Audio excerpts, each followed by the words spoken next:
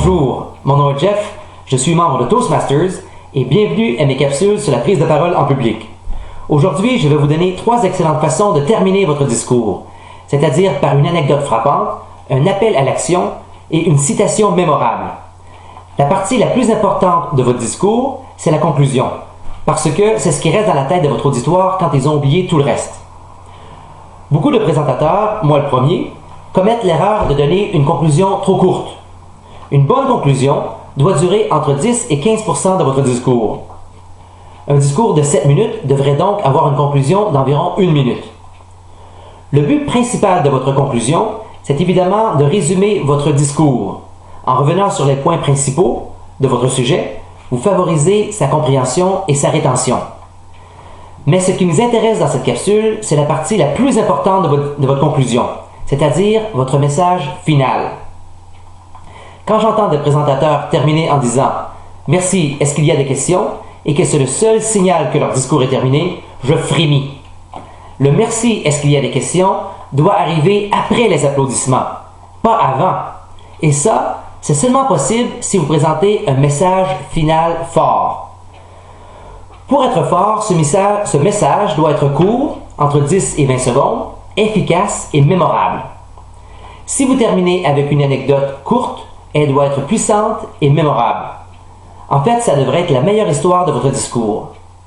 Voici maintenant Ryan Avery et la finale de son discours « Trust is the must ». En fait, dans sa conclusion, il revient à son histoire du début, ce qui est aussi une excellente technique.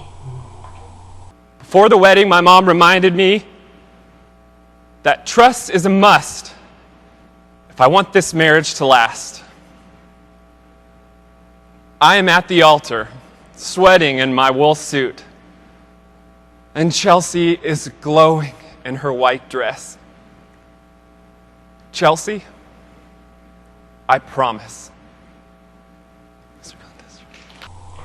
Si vous terminez par un appel à l'action, cet appel doit être clair, concis et bien formulé. Voici Andrew Dlogan et le message final de son discours « Face the Wind ». En passant, vous remarquerez que sa dernière phrase est en fait le titre de son discours, ce qui est une finale très efficace aussi. We can control our response to the wind.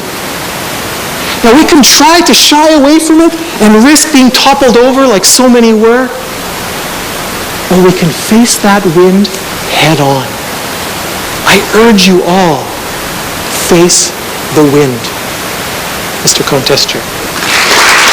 Si vous terminez par une citation, elle doit être pertinente et spécifique.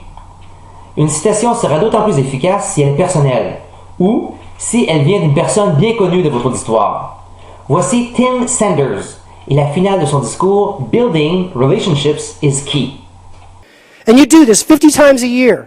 And you do this for 10 years in a row. In one city, and what do you have? You have a community that supports you, that will not do business with anybody but Elmer Letterman. And in 2001, he looked at me and said, "Son, goodwill is the original viral marketing." Voilà, je vous ai présenté 3 types de finales très efficaces, c'est-à-dire l'anecdote, l'appel à l'action et la citation. Merci d'avoir consulté cette capsule et à la prochaine.